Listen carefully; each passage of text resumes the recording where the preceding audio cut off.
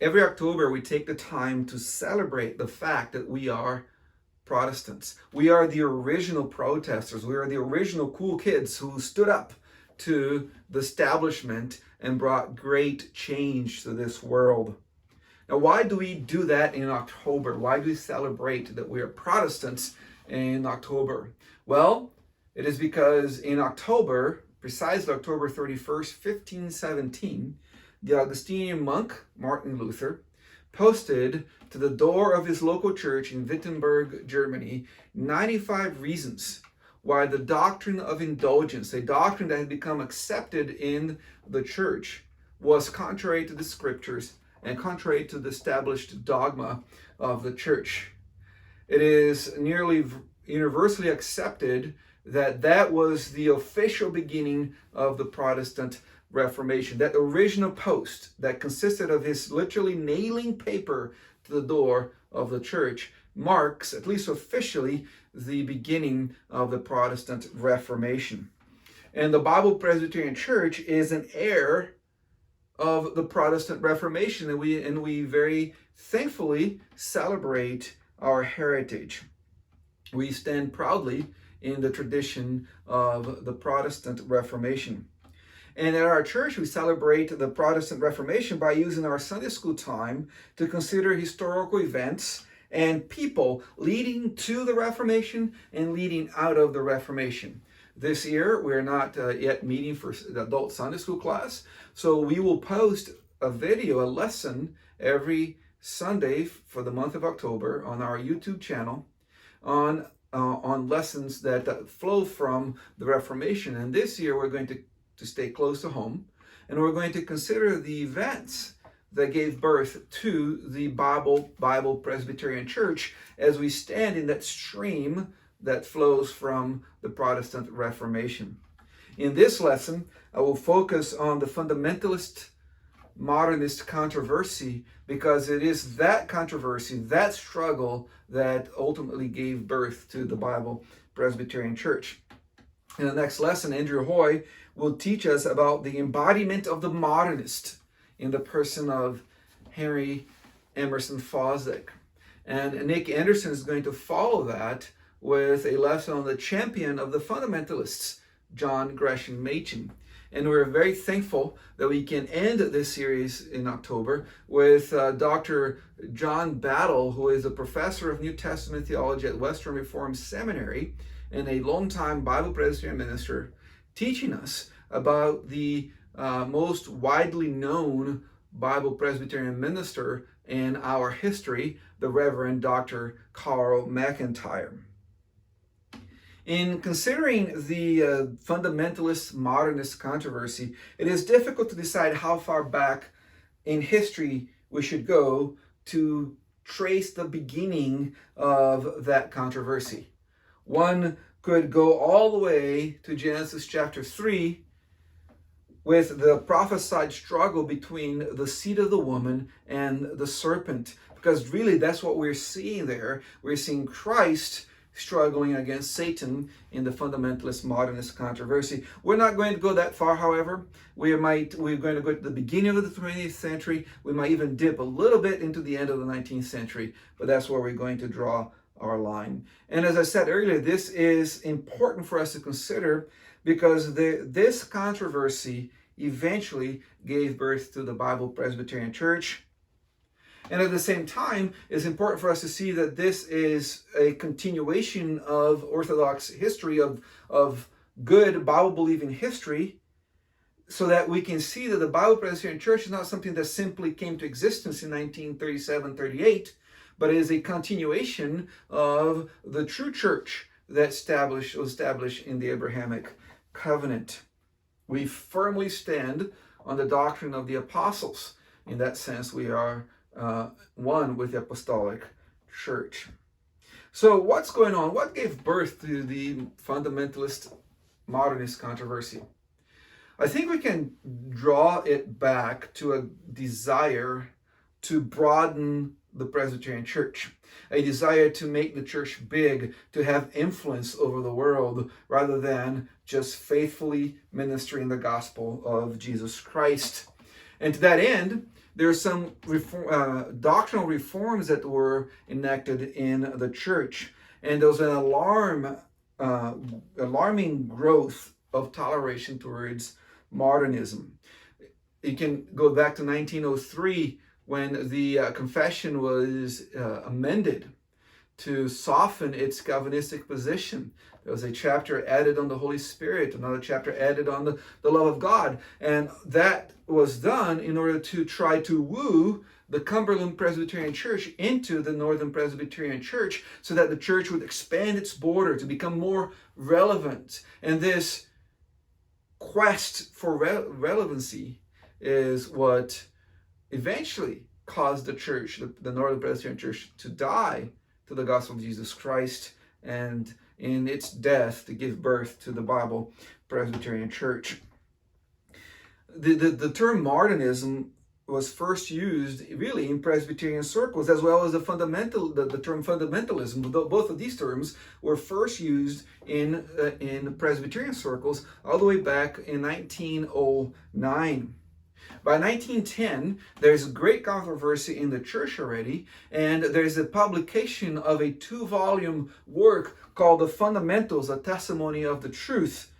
These 2 volumes included 31 contributors and 90 different articles. If you Google it, and you're going to see that the name of contributors is a who is who list of those who are Bible-believing conservative preachers of the time. It's interesting that the cost of publishing and disseminating 2 million sets was borne by 2 Presbyterian orders, 2 Presbyterian elders who were also brothers, Lyman and Milton Stewart from Los Angeles. And this was part of an attempt to establish a fundamentalist movement within the Presbyterian Church, a fundamentalist movement that meant let's stick to these fundamentals. And the emphasis was on 5 points. Again, these are not meant to be exhaustive doctrinal developments in the church or exhaustive confession of faith, but these 5 points, the 5 points of fundamentalism, are the reaction of the Bible-believing conservative branch of the church to what was going on in the church already. And they insisted that we must believe, and that ministers must believe in the inerrancy of the scriptures, that the scriptures are free of mistake, that they're inerrant. There is no error in them. What often European theologians call the infallibility of the scriptures. They also said that pastors and the church in general should believe in the virgin birth and the deity of Christ. That's not something that we can debate. They said that we should believe in the doctrine of the substitutionary atonement through God's grace and human faith, the atonement that Christ provides, the body resurrection of Jesus, and the authenticity of the miracles of Christ, that Christ actually performed miracles. These are the 5 fundamentals that the conservatives in the church, in the Presbyterian Church, in the Northern Presbyterian Church, rallied around. And as I said, even these were reactions to rumblings within the Northern Presbyterian Church dating back to the trial, could go as far back to the trial of Charles Briggs in the late 1890s, when he, as a professor, a Union seminary, a Presbyterian seminary, was found guilty of believing in heterodox doctrine and was excommunicated from the denomination, but not kicked out of the seminary, and continued to influence future Presbyterian ministers there. And this group, spurred by the Stewart brothers, called for prayer bands to meet and pray. And the General Assembly of the Presbyterian Church considered these fundamentals, and they determined to be essential doctrines, and they were affirmed and reaffirmed several times in the General Assembly. Starting in 1910, said you cannot be a minister or an elder in the church, in the Presbyterian Church in the United States of America, unless you believed these things. That was reaffirmed again in 1916. It was reaffirmed again in 1923. And because of these reaffirmations, till 1922, modernists were not out in public. They were willing to talk about these things in bedrooms and so on, but they were not out boldly talking about their position, their liberal position, till about 1922, when bald-faced liberalism came into place. And there was a deliberate accommodation for those who believed in a false doctrine of the scriptures, a false doctrine of Christ, just a false belief in the inspiration and inerrancy of the scriptures. And really a catalyst to that coming out of the Modernists was a sermon preached by Henry Emerson Fosdick, and Elder Hoy is going to cover more that in May of 1922, where he titled it, "Shall the Fundamentalists Win?" He preached that sermon at First Presbyterian Church in New York. It's interesting, though, that he was the pulpit supply of that Presbyterian church, and yet he was a Baptist. And he's the one that preached that sermon in reaction to another sermon preached by a man by the name of McCarthy that was also calling the fundamentalists to rise and fight.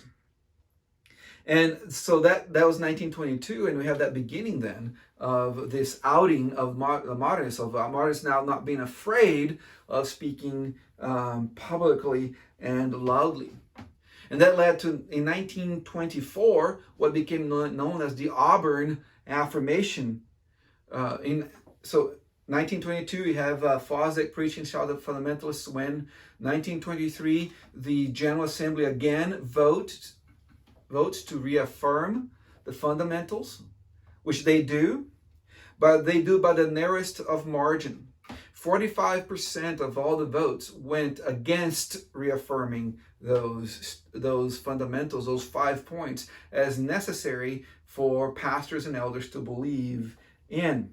And emboldened by that weak reaffirmation, a group of pastors met in Auburn, New York, 1,274 of them, and signed a document. That's what we call the Auburn Affirmation. And in that document, they profess allegiance to the Confession of Faith. They say, "Oh yes, we hold on to the Westminster Confession of Faith." But they also, in the same document, alleged that the 5 fundamentals were only theories of interpretation. That there are other, and in their opinion, better way to understand what the Bible said about the virgin birth, or the inspiration of the scriptures, or the miracles of Christ, or the resurrection, or his substitutionary atonement. And they denied in that Auburn Affirmation the General Assembly's right of laying down any essentials for ordination that are not in the confession, in the Constitution of the Church. So in 1925, Presbyterians did what Presbyterians do best. They established a committee to investigate the propriety of requiring that elders and ministers believe in the 5 fundamentals in order to remain in good standing in the church, or to be ordained to the church. The thing is that committee was headed by broad churchmen, men who wanted to keep the church as broad as possible. Bear in mind that the majority of the church was not theologically liberal. The majority of the church was moderate, which meant that they believed the Bible, but they also believed that we should live in peace with the liberals, that the church would be better off if we just kept on talking with them and kept them in the pale of the church, because then the church would be more relevant. In 1927, then, that committee reported to the General Assembly, and the General Assembly adopted the report of the committee, and decided that the General Assembly cannot establish essential and necessary articles of belief for ordination other than the Constitution of the Church, and the 5 fundamentals were not explicitly outlined in the Constitution of the Church. Now, the presbyteries and synods and General Assembly would be willing to look at cases on an individual basis. But the result of all of that is that the inclusivistic position of tolerance under the Auburn Affirmation became the official position of the church.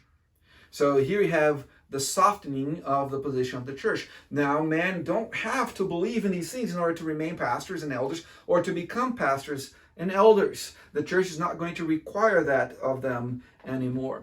At the same time, we have that weakening there in the admission into the offices of the church. We have a decline in foreign missions as well.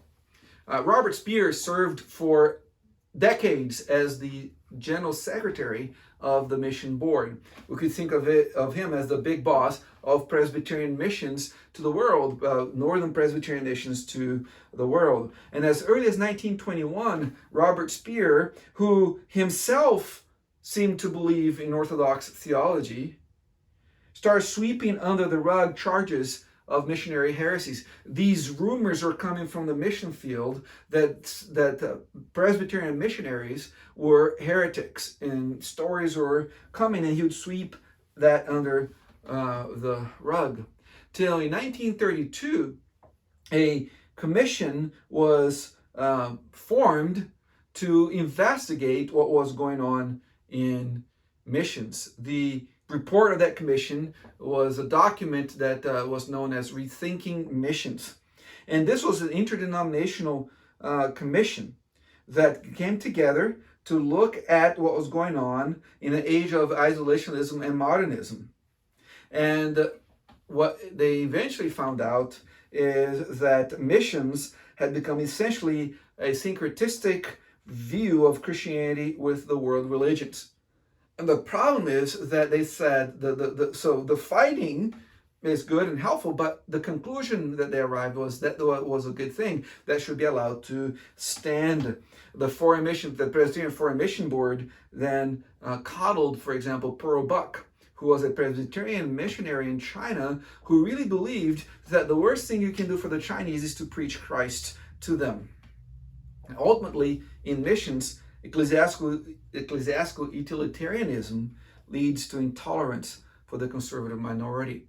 Once the denomination adopted the idea that we need to keep the church as broad as possible and these views need to be accepted, the only view that's not accepted is the exclusive view of the conservatives. And they start to try to quiet down the conservatives. So you have the softening of the entrance into the church, in the offices. You have the struggle in the mission field, and then the acceptance of a gospel that's other than the gospel of Christ in the mission field. At the same time, you're going to find a weakening of educational institutions, especially Princeton Seminary, which was the last bastion of Presbyterian orthodoxy. As early as 1909, we have student rebellion taking place against an anti-practical intellectualism. At least that's how they view that. What we're being taught here is not practical, or we need to know how to preach, how to list, and we're not getting this at Princeton. Now, in 1914, so think with me, the Auburn affirmation is 1923, 1924. As early as 1914, 10 years earlier, you have already a movement to trying to destabilize Princeton, or to wrestle Princeton away from the conservatives by the appointment of Ross Stevenson as the president. Stevenson replaces Francis Patton as the president. Now, Stevenson himself was not a modernist, but he believed they should be tolerated. Where Patton represented the old position where, no, you're not to tolerate modernism. So we start the beginning of softening of Princeton there. Till in 1929, Princeton's government was reorganized by the GA. From the very beginning, Princeton, or close to the beginning, Princeton had two boards.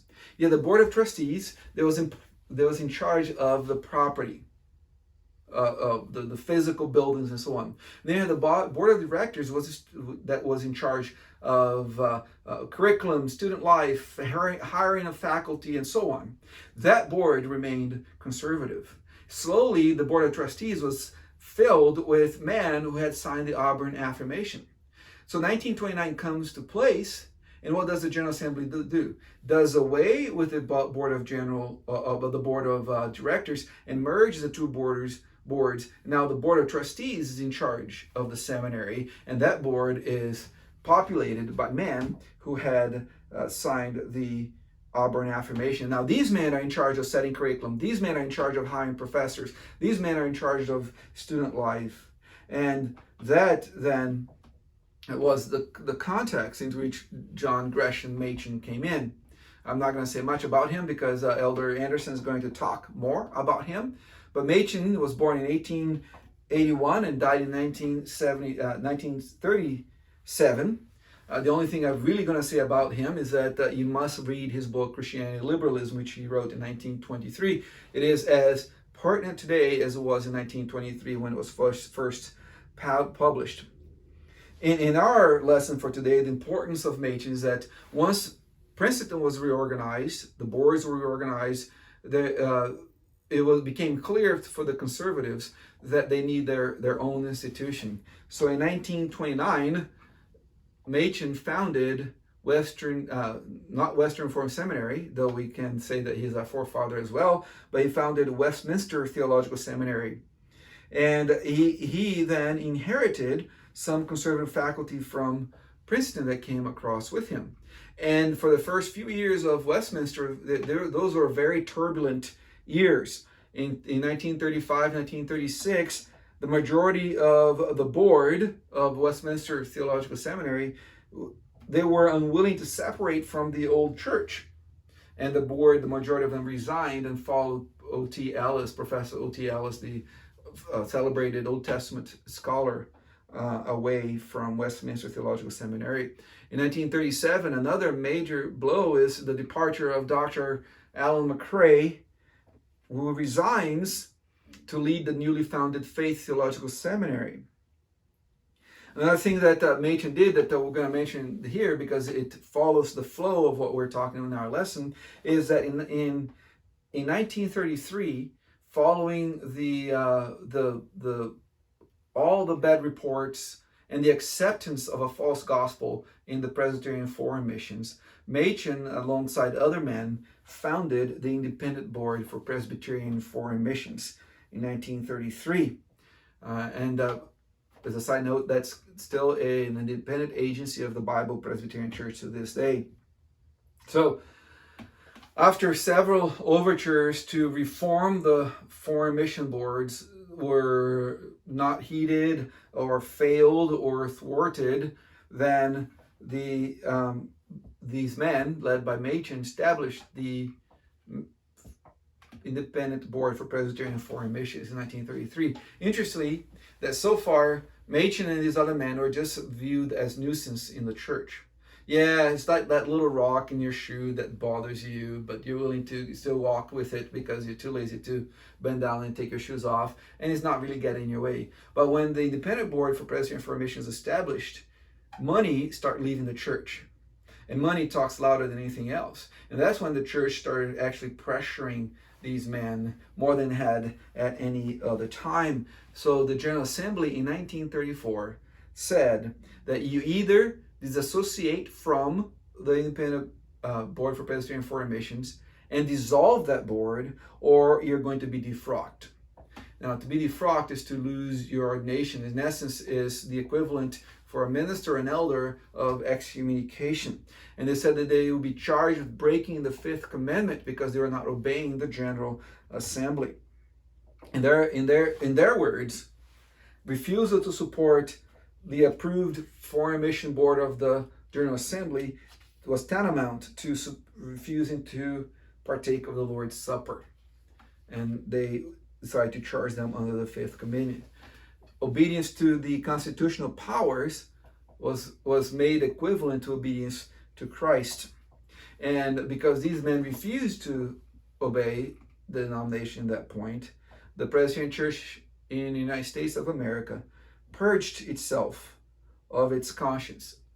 John Gresham Machen, Carl McIntyre, Oliver Boswell, Roy Brumbaugh, H.S. Laird, Paul Woolley, and others all left the denomination. Roy T. Brumbaugh is my wife's great-grandfather, who was actually defrocked by the Olympia Presbytery, right here where we're standing, of the Presbyterian Church in the United States of America, and then founded the Tacoma Bible Presbyterian Church. But these men, even before they were going to leave the Presbyterian Church in the United States of America, they established what they call a constitutional covenant union, which was an alliance of conservatives to attempt internal reforms. They were trying to reform the church. Much like Luther that wanted to reform the church from within, these men were trying to reform the church from within. But also they had in mind, if all else failed, this union then would become a denomination that would stand as the spiritual succession, the true spiritual succession of the old Presbyterian Church. They had an official journal, an official publication, the Presbyterian Guardian, that was established to counteract the newly formed Christianity today. They established, and when they're forced out of the church, and that's important for us to realize, these men, they didn't leave willingly, they were forced out of the church. Dr. Machen fought through every level of church government and was found wrong in every level of church government before he was willing to leave the church. But when leaving became inevitable, they established the Presbyterian Church of America on June 11th, 1936. Now, this is not to be confused with the current PCA. The current denomination called PCA is Presbyterian Church in America. This was the Presbyterian Church of America. And at that point, they declared the Presbyterian Church in the United States of America officially and judicially apostate.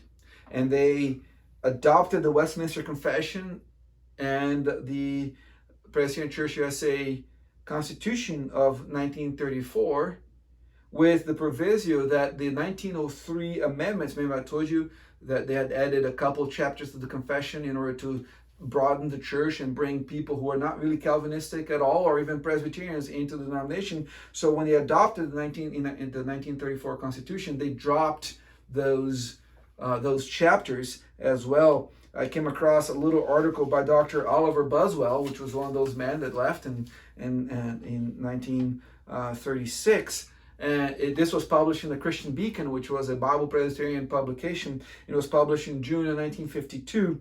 And in it, Dr. Buswell says, in 1903, the Presbyterian Church in the United States of America adopted certain amendments in order to please groups which were doctrinally weak and poorly instructed. That is referring to the Cumberland Presbyterian Church, who were literally snake-handling Presbyterians, at least Presbyterians in name. Dr. Benjamin Warfield, one of the greatest Calvinistic teachers of the past generation, strongly protested against the adoption of these amendments. But when they were adopted, Dr. Warfield declared, as Dr. J. Gresham Machen related the matter to me, that these amendments, weak and misleading as they were, did not actually change the system of doctrine. Well, our forefathers decided that, you know what, they may, so we're going to remove them from our adopted constitution. You know, in God's providence, Machen died in 1937, January 1st, 1937, out of pneumonia. Machen had a policy to never say no to a speaking engagement if he was available. So he went to the Dakotas in December to preach. He became very sick. He already departed sick and became very sick and died on January 1st, 1937. The official cause is pneumonia. Some have suggested that he died actually of a broken heart of seeing all the fighting that's going on in the new formed group. So here we have it in 1937, 1936, 1937, a new denomination is formed, Presbyterian Church of America, but it did not form itself as a united front. Once Dr. Machen died, there was a vacuum of strong diplomatic leadership in the church. And the divisions in this new group became apparent, especially a division between two groups that were fighting for dominance in the development, the early stages of this new denomination. One group was what we could call the old school majority, and old school is here used in a technical term when it's beyond the scope of this lesson, but it had to do with a way of thinking about missions and about revivalism in the Presbyterian Church in the 1800s. And this group was strict confessionalists. They insisted on an European Reformed heritage, and they had their roots in Princeton. The other minority group was the New School minority. These were they subscribed to simple biblical literalism. They're more concerned with a historical grammatical interpretation of the scriptures as opposed to allegorism. They brand themselves as American Presbyterians. They were nationalistic. They were patriotic. They were more for a less centralized church, more democratic. And there was a greater emphasis on personal piety in that group. So these are the two groups that are vying for control now that there's a vacuum in leadership with the death of Dr. Machen. And this second group, the New School minority, identified with the broader fundamentalist movement. They also had their roots in Princeton, but also in the late 19th century Bible conferences movement that had been gone, especially those that have to do with prophecy. And there's really three major stated issues that eventually caused the division between these two groups. The first one is eschatology. Some say that the Bible Presbyterian Church started so that everybody could be premill, but that's not quite the case. The Bible Presbyterian Church was not founded in order to force any member of it to be a premillennialist. As a matter of fact, it's actually the opposite. The Bible Presbyterian Church, this issue in the Bible Presbyterian Church was there in order to provide eschatological liberty. The premillennialists in that original denomination, the Presbyterian Church of America, were being persecuted for being premillennialists. The amillennialists were trying to enforce amillennialism on everybody. And this new group, the group that came out and became the Bible Presbyterian Church, wanted to protect people's ability to have freedom of eschatology. We can see that in the first synod that we held. There was an actual resolution to that end explaining that was the case. The Constitution was amended to allow for a premillennial return of Christ, but that was done in order to protect, not to exclude.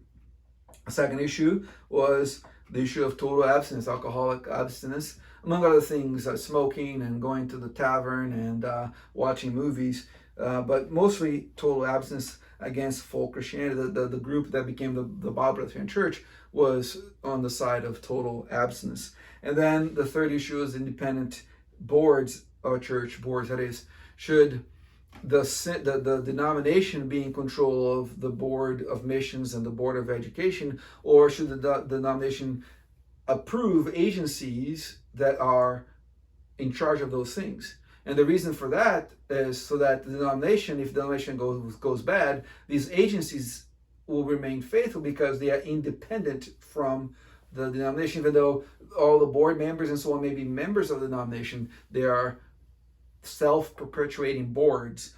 The members are not appointed by the denomination. So these are the three issues that eventually separated the Bible Presbyterian Church from that original Presbyterian Church of America. And that happened in 1937, though our first synod didn't take place till 1938. Just as to wrap that up, that Presbyterian Church of America eventually was sued by the Presbyterian Church of the United States of America, claiming that the name was too close and to them it would cause confusion. And they settled that lawsuit and changed their names from Presbyterian Church of America to Orthodox Presbyterian Church at that time. But the Bible Presbyterian Church then was born in 1937 with its first official synod in 1938. In some ways, our history can be told by the splits that we've gone through. We started as a strong church and with a lot of promise and strong evangelical drive behind us. Missions were important, evangelism were important, church planting were important to us. We're growing. We were definitely part of the fundamentalist movement, but we're an odd fundamentalist movement, fundamentalist church, in that we're very engaged with culture. We're very engaged in the effort of changing society, which is not the bunker mentality of fundamentalism that usually you see out there. But after we are founded, we do go through a cycle of splits. The most noticeable one being in 1956, that cost us a lot of our churches, a majority of our churches, and nearly compromised the future of the Bible Presbyterian Church. At that time, for whatever reasons, there are stated reasons and there are personal reasons, there's a large group of men who left the Bible Presbyterian Church and started the Evangelical Reformed Presbyterian Church. A man like Francis Schaeffer. By the way, Francis Schaeffer was the very first man ordained in the Bible Presbyterian Church. Oliver Buswell, Rob C. Rayburn, J. Adams all left the Bible Presbyterian Church in 1956. Eventually, that denomination that was formed at that time joined the PCA. Most of the northern PCA churches, because the PCA came out of the Presbyterian Church in America, came out of the Southern Presbyterian Church. Most of the long-standing northern PCA churches were originally Bible Presbyterian Church and still bear that name to this day. In 1971, Dr. McIntyre persuaded the Board of Faith Theological Seminary to retire Dr. McCrae early. And as a reaction to that, Dr. McCrae and almost the entire faculty left Faith Theological Seminary and established a Biblical Seminary in Philadelphia. In 1976, a smaller split, the American Presbyterian Church was formed out of the Bible Presbyterian Church, but I think it was just one presbytery, maybe 3 churches, and that was due to a hyper interpretation of the regulative principle of worship. In 1984, another part of the Bible Presbyterian Church left, and over financial accountability of independent agencies, and the Bible Presbyterian Church Association with the International Council of Christian Churches. Following that, in 1984, following that split, when a group, particularly Eastern churches, left, there was a great defamation campaign started by those that left that defamed a great number of our men, running their names through the muck. In 2008, 5 churches from along the eastern seaboard left the synod alongside alongside several ministers without charge. They left our synod because of the synod's relationship with the Orthodox Presbyterian Church, and at that time they formed the Faith Presbytery. That brings us to today. Who are we today? Today we are a denomination that is growing. We are a denomination that is faithful to the Scriptures. That 1984 split in one way or another shifted our attention to our own confession and constitution, and we've become much more confessional and Presbyterian than we than we were prior to 1984. Under the leadership of men like Robert Anderson, John Battle, Glenn Rogers, James L. Blizzard, we have become much more confessional than we were before. We are made of 4 presbyteries as a total. We have 27 churches plus a few church plants. We have 4 approved agencies that our synod has accredited: Western Reformed Seminary, Presbyterian Missionary Union, and Independent Board for Presbyterian Foreign Missions. We also had a 4th one called the Bible Presbyterian Publications, but that has taken a break. That institution has taken a break for a while in its operations. We are present in 4 fields, international fields, in Myanmar and Cambodia and Brazil and Lebanon, and that we are actively planting churches. So people ask me about the Bible Presbyterian Church, and I say I see it as a church of opportunities. We see our church as being a church where things are happening, where we have the foundational structure to disciple the nations, and we have people who are willing to do that. We have a church that is intent on glorifying God, preaching the gospel of Jesus Christ, and that's who we are today. And that